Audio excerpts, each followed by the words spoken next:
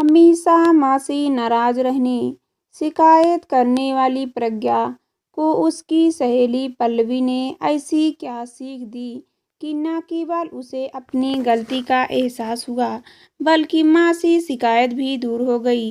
पल्लवी और प्रज्ञा की कुछ दिन पहले ही मित्रता हुई थी। एक दिन स्कूल से घर लौटते समय प्रज्ञा ने पल्लवी को अपने घर चलने के ली कहा तो पल्लवी अपनी असमर्थता जताती हुई बोली, नहीं, आज नहीं, मैं फिर किसी दिन आऊंगी। आज क्यों नहीं? तुम्हें आज ही चलना होगा। प्रज्ञा जिद करती हुई आगे बोली, हमारे गैराज में आज सुबह ही क्रोकोडाइल ने 3 बच्चे दिए हैं। क्रोकोडाइल प्रज्ञा की पालतू पमेरियन कुतिया का नाम था। 2 सुंदर सुंदर सफेद और एक काला चितगबरा है। प्रज्ञा हाथों को नचाते हुए पिल्लों की सुंदरता का वर्णन करने लगी। अच्छा, तब तो मैं उन्हें देखने कल जरूर आऊंगी। जरूर आऊंगी ना, वादा रहा, कहती हुई पल्लवी अपने घर की ओर जाने वाली गली में मुड़ गई। दूसरे दिन शाम को पल्लवी प्रज्ञा के घर पहुंची। पल्लवी का हाथ पकड़कर लगभग खींचते हुए प्रज्ञा उसे अपने गराज की ओर ले गई। देखो, है ना सुंदर सुंदर पिल्ले, बताओ इनके क्या नाम रखें? अपनी सहेली की ओर देखती हुई प्रज्ञा ने अपनी गोल गोल आंखें मटकाते हुए पूछा। आहा, इतने सुंदर पिल्ले, नाम भी इनके इतने ही सुंदर होने चाहिए। कुछ सोचती हुई पल्लवी काले चितगबरे पिल्ले की ओर इशारा करती हुई बोली, इसका नाम ब्राउनी ठीक रहेगा। हाँ, बिल्कुल ठीक। इन दोनों का नाम व्हाइटी और ब्राउनी रख लेते हैं। दोनों सहेलियां पिल्लों को प्यार करने में मग्न थी। पिल्लवी सफ़ेद पिल्ले व्हाइटी को गोद में उठाकर चुसका कर रही थी कि व्हाइटी झट से अपनी माँ की ओर कूद गया और चपर चपर माँ का दूध पीने लगा। यह देख प्रज्ञा पिल्ले की पीठ सहलाती हुई कहने लगी, भूख लगी है तुझे? व्हाइटी ठीक है, जा दूध पी ले अपनी माँ का। इतने में प्रज्ञा को माँ ने आवाज़ दी, पर प्रज्ञा ने सुनकर भी अनसुना कर दिया। यह देख पल्लवी बोली, प्रज्ञा, तुम्हें तुम्हारी माँ पुकार रही है, पुकारने दो। माँ की तो आदत है। लापरवाही से कंघे उचकाती हुई प्रज्ञा बोली और दोबारा पिल्लों से खेलने लगी। फिर माँ की आवाज़ सुनाई दी तो पल्लवी बोली, प्रज्ञा, तुम्हारी माँ नाराज हो जाएगी। होने दो, मुझे कोई फर्क नहीं पड़ता। माँ तो हर बात पर नाराज होती है। प्रज्ञा की यह हरकत पल्लवी को बिल्कुल अच्छी नहीं लगी। अच्छा, अब मैं चलती हूँ, कहते हुए पल्लवी उठ खड़ी हुई। रुको ना, हम थोड़ी देर और पिल्लों से खेलेंगे। नहीं, नहीं, मेरी माँ मेरा इंतजार कर रही होगी, कहती हुई पल्लवी फाटक खोलकर बाहर निकल गई। दूसरे दिन स्कूल में प्रज्ञा का पेन पल्लवी के पास रह गया था। घर आकर प्रज्ञा जब स्कूल का काम करने लगी तो उसे पेन की याद आई। वह तुरंत पल्लवी के घर पहुंची। उस समय पल्लवी पलंग पर बैठी धुले हुए सूखे कपड़ों की तह बनाकर समेट रही थी। आओ प्रज्ञा, प्रज्ञा को देख पल्लवी ने कहा और प्रज्ञा का परिचय अपनी माँ से कराया। पल्लवी की माँ खुश होते हुए बोली, बैठो बेटी, मैं अभी तुम्हारे लिए आइसक्रीम लेकर आती हूँ। प्रज्ञा को आइसक्रीम बहुत पसंद थी। वह मन ही मन खुश होती हुई सोच रही थी कि पल्लवी की माँ कितनी अच्छी है। वह पल्लवी की माँ और अपनी माँ की तुलना करने लगी। कभी कोई सहेली आ जाती है तब भी मेरी माँ का ख्याल नहीं करती और ऊपर से किसी ना किसी काम के लिए पुकारती रहती है। प्रज्ञा को पल्लवी के यहाँ बहुत अच्छा लगा। उसके बाद वह अक्सर पल्लवी के यहाँ जाने लगी। वह देखती पल्लवी कभी रसोई में रखे गीले बर्तनों को पोंछ कर रख रही है तो कभी फर्श पर पोछा लगा रही। उसके आते ही वह झट से उसके साथ खेलने लग जाती। पर पल्लवी की माँ कभी पल्लवी को बीच में नहीं पुकारती और ऊपर से वो हमेशा कुछ ना कुछ खाने को भी देती। एक दिन तो उसके आश्चर्य की हद हो गई। उस दिन टीवी पर एक बढ़िया फिल्म आ रही थी और पल्लवी की माँ के साथ आलू के चिप्स सुखाने में मग्न थी। उफ, कितना उबाऊ काम करती हो तुम, प्रज्ञा पल्लवी के कानों में पास मुंह ले जाकर फुसफुसाती हुई बोली। चलो टीवी देखते हैं। नहीं, अभी बहुत चिप्स बाकी है। जाओ तुम देखो, चलो ना छोड़ो, यह काम तो माँ कर ही लेगी। माँ के लिए क्या क्या करे, थक जाती है। फिर वे ये सब बनाती भी तो हमारे लिए ही है।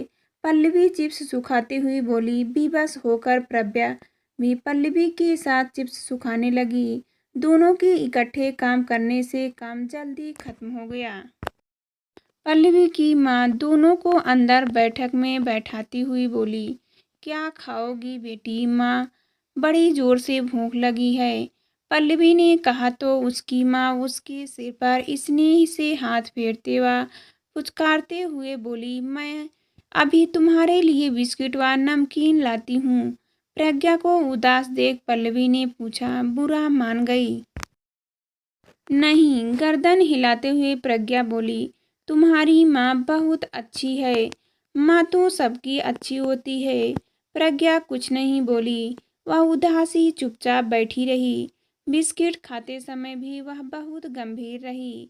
अपने घर लौटते समय वह मन ही मन सोच रही थी कि मेरी माँ तो बहुत चिड़चिड़ी है, जरा जरा सी बात पर डांटने लगती है। और पल्लवी की माँ उसका कितना ख्याल रखती है। यह सोचकर प्रज्ञा बहुत दुखी हो गई। ऐसा लग रहा था जैसे अभी उसकी रुलाई फूट पड़ेगी। घर पहुंचते ही प्रज्ञा ने उसकी माँ ने कहा, देखो प्रज्ञा, कल स्कूल से आकर तुमने अपनी ड्रेस भी धोने के लिए नहीं रखी। यहाँ तक कि तुम्हारा बस्ता भी अभी तक डाइनिंग टेबल की कुर्सी पर पड़ा है। प्रज्ञा की माँ प्रज्ञा से और भी बहुत कुछ कह रही थी, किंतु उसे कुछ सुनाई नहीं दे रहा था। वह चुपचाप बुझे बुझे कदमों से अपना बस्ता उठाकर अपने कमरे में चली गई। क्या खाओगी बेटी? पल्लवी की माँ की आवाज़ उसके कानों में बार बार गूंज रही थी। वह दुखी मन से वही पलंग पर भूखी ही लेट गई। शाम को जब पल्लवी पिल्लों के साथ खेलने के लिए प्रज्ञा के घर पहुंची तो प्रज्ञा को उदास पाया। क्या बात है प्रज्ञा, आज तुम सुबह से ही उदास हो? प्रज्ञा कुछ नहीं बोली। बताओ ना, क्या बात हुई? क्या मुझसे नाराज हो? नहीं, सबकी माएँ अपने बच्चे को प्यार करती है। एक मेरी माँ है जो बस हर समय डांटती ही रहती है। प्रज्ञा के मुंह से यह बात सुनकर आश्चर्यचकित पल्लवी बोली। कैसी बातें करती हो प्रज्ञा? तुम्हारी माँ तो इतनी बड़ी लेखिका है। तुम्हें तो अपनी माँ पर गर्व होना चाहिए। होंगी बड़ी लेखिका, मुंह बिचकाती हुई प्रज्ञा बोली। बात बात पर डांटना, ऐसा क्यों कर दिया, वहाँ क्यों रख दिया, यह नहीं किया, वह नहीं किया। कहते कहते प्रज्ञा की बड़ी बड़ी आंखों से आंसू उछल के आए। अपने नन्हे नन्हे हाथों से प्रज्ञा के आंसू पोंछती हुई पल्लवी बोली। एक बात कहूँ प्रज्ञा, बुरा तो नहीं मानोगी? नहीं, गर्दन हिलाती प्रज्ञा आंखें पोंछती हुई बोली। कहो, क्या कहना है तुम्हें? पल्लवी बोली। एक बात बताओ प्रज्ञा, तुम अपनी माँ का कितना ध्यान रखती हो? माँ कोई छोटी बच्ची है जो मैं उनका ध्यान रखूं? जीते जी हुई प्रज्ञा बोली। मेरे कहने का मतलब है कि माँ जब तुम्हें कुछ कहती हो तो तुम अनसुना कर देती हो। माँ के काम बताते ही तुम मना कर देती हो। यदि तुम छोटे मोटे कामों को माँ का सहयोग कर दो तो उनका काम काफ़ी हल्का हो जाएगा। मुझे देखो, मैं माँ के बिना बताए ही काम कर देती हूँ। मेरे छोटे मोटे काम कर देने से माँ को बहुत राहत मिलती है। जब माँ अकेली सारे घर का काम देखेंगी, वह अस्त व्यस्त सामान रखेगी, तो उन्हें समेटते समेटते स्वाभाविक रूप से गुस्सा तो आ ही जाएगा। प्रज्ञा को मन ही मन अपनी गलती का एहसास हो रहा था। पल्लवी के जाने के बाद प्रज्ञा ने मन ही मन कुछ निश्चय किया। सुबह प्रज्ञा की माँ के बिना उठाए ही उठ गई। यहाँ तक कि उसने अपनी चादर भी समेटकर अलमारी में रख दी। प्रज्ञा को उठ देख कर माँ ने दूध का गिलास मेज पर रख दिया था। हमेशा दूध के लिए ना नुकुर करने वाली प्रज्ञा ने चुपचाप दूध पी लिया। खाली गिलास उठाकर रसोई में रखने चली गई। वह सिंक में रखे सभी प्याले गिलासों को धो पोंछ कर ठीक से यथावत रख दिया। क्या खाओगी बेटी, आज क्या बनाऊं? प्रज्ञा की माँ उससे पूछ रही थी। प्रज्ञा ने कनखियों से माँ का मुस्कुराता हुआ चेहरा देख लिया था। यह देख उसे बड़ी खुशी हुई। हमेशा शाम को स्कूल से लौटकर प्रज्ञा बस्ता पटक कर जूते मोजे इधर उधर फेंक बिना स्कूल ड्रेस बदले ही बाहर खेलने के लिए भाग जाती थी। माँ आवाज देती रह जाती, किंतु वह सुनती कहाँ थी। उस दिन प्रज्ञा ने स्कूल से आकर अपना सामान यथावत रखा। स्कूल की पोशाक बदल और हाथ मुंह धोकर कमरे में झांक कर देखा, तो पता चला कि माँ कुछ लिखने में तल्लीन है। लिखते समय माँ को तंग करने वाली प्रज्ञा उस दिन चुपचाप दबे पांव रसोई की ओर मुड़ गई। देखा, सारी रसोई बिखरी पड़ी थी। दिन में शायद माँ से मिलने कुछ मेहमान आए होंगे। सोचकर प्रज्ञा ने सारा सामान समेटकर सफाई की। वह पूरी रसोई सुव्यवस्थित कर दी। बैठक से भी चाय नाश्ते के बर्तन उसने बिना आवाज किए समेट दिए। यह सब करने के बाद वह खुद अपने हाथों से डिब्बों में से केक व बिस्किट निकालकर प्लेट में रखकर चुपचाप खाने लगी। वहीं से वह माँ को लिखते हुए देख रही थी। आज उसे पहली बार माँ बहुत सुंदर लग रही थी। पहली बार प्रज्ञा को यह सोचकर गर्व हो रहा था कि उसकी माँ बड़ी लेखिका है। जब माँ का लेखन कार्य पूरा हुआ तो वे कमरे से बाहर निकली। जब उनकी नजरें पूरे घर में घूमी तो उन्होंने खुशी के मारे प्रज्ञा को अपने सीने से लगा लिया। ओह मेरी बेटी अब समझदार हो गई है। दूर बैठी क्रोकोडाइल अपने पिल्लों को दूध पिला रही थी और बच्चे उसके ऊपर उछल उछल कर कूद रहे थे। क्रोकोडाइल पिल्लों को चाट रही थी। यह देख प्रज्ञा भी माँ की बाहों में झूम उठी।